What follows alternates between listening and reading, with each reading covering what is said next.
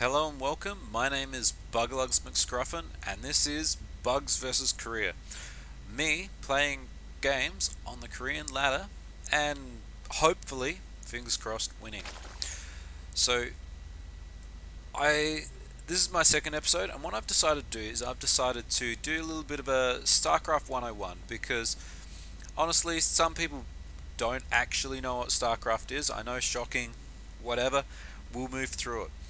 And I want to introduce some more people to StarCraft. I want people to understand what's going on when I'm talking about macro and micro and timings and all this sort of good jazz.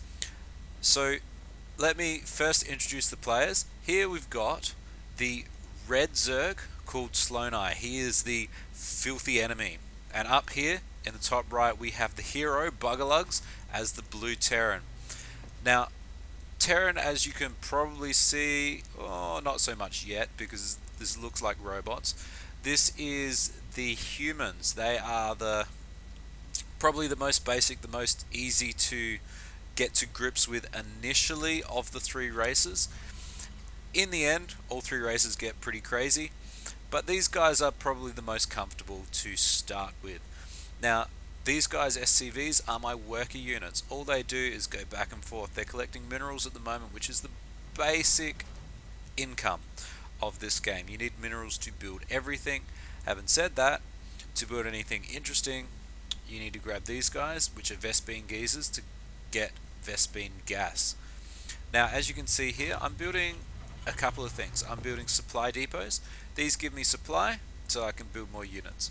And over here I've got a barracks, lets me build my basic infantry units. The other thing that I've done is, as you can see, I've built a little bit of a wall here. Now you can't actually build on a ramp, but if I build a tight wall up the top, nothing can get through.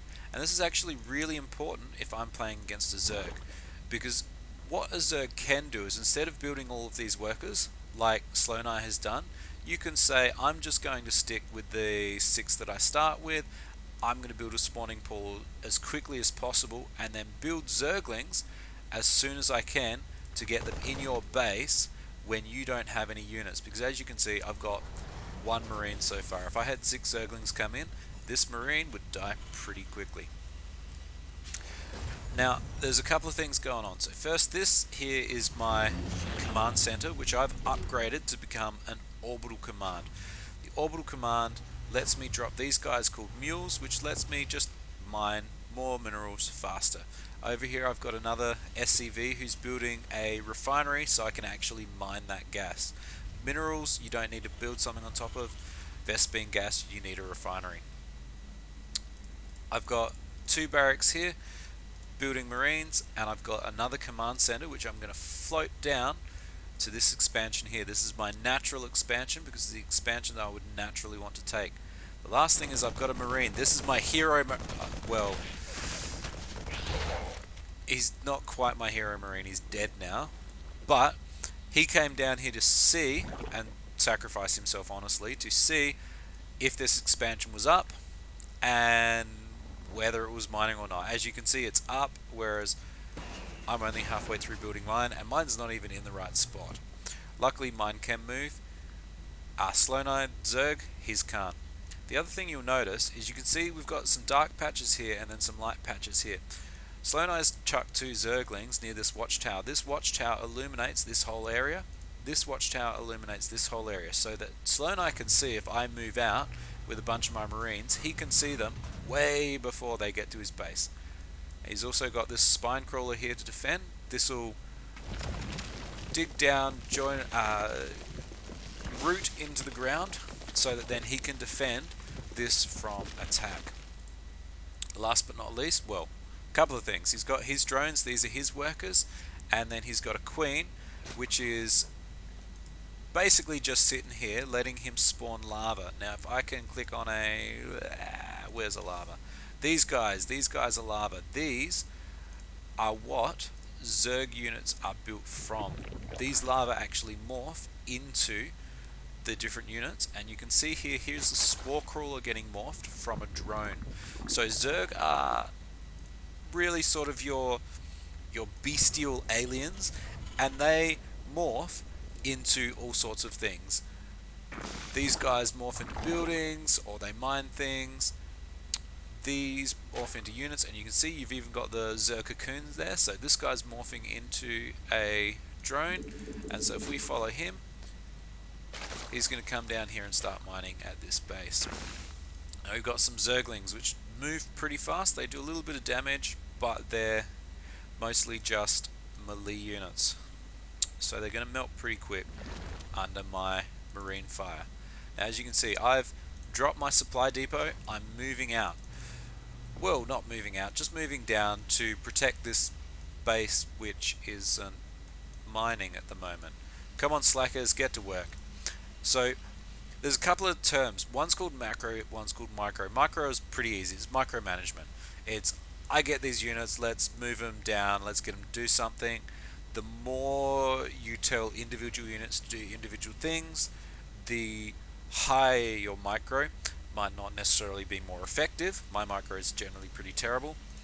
But the other thing is macro. Macro is your macro management, or how well you build up your base and build up your resources. So, hey, there's some more terrible macro. I shouldn't be building this many supply depots at once, but I'm supply blocked. I can't actually build anything more. If I tried to build marines out of these, they would just be stuck. Macro is how well you can gather resources and build units. Now here we go. Here's our first fight. I'm moving out. Grab this watchtower. Can't see anything scary, so let's just move on down. Ooh, and what do we hear down here? Here's a bunch of Zerglings attacking the rocks. These are called destructible rocks. They let you get access to different areas of the map. In this case down here, but whoa, what's this? Oh, this is a Bugalugs coming on the offensive. Now these Zerglings come in and you can see that they're all dead already. Zerglings are good as long as they overwhelm the opponent. And then here, whoop, they're already gone. Those were Mutalisks, and if we look in the production, well, there's 16 Zerglings coming. So hopefully for Salonai, they'll be able to overwhelm me in this game and go a little bit longer. But here they come, and out they come, and well, they disappeared pretty quick. And as you can see, I've got some reinforcements coming in. If you look on the map, I've got even more reinforcements all over the place, trickling in, and I've got a Hellbat just sitting there doing nothing. But whatever. So here I come in, coming in, I've killed one base, he's trying to build it again, I kill it again, and then Mutalisks come in. Mutalisks are good against small numbers of units. Lots of units like this, lots of Marines, they're not going to work very well. And as you can see, just standing in the way, all these workers are dead. So if we look, he's down to 23 workers compared to my 45, and he disappears. So I didn't mention this before, but the aim of StarCraft is to destroy all of your opponent's buildings. Now as you can see, he's got a hatchery over here, he's got a hatchery over here, 2 extractors, a spore crawler, spawning pool, and a baneling nest. Oh, and a spire over here. So he's got, what was that? 1, 2, 3, 4, 5, 6, 7, 8 buildings. But at this point, I've got a pretty scary, not squarey, scary army.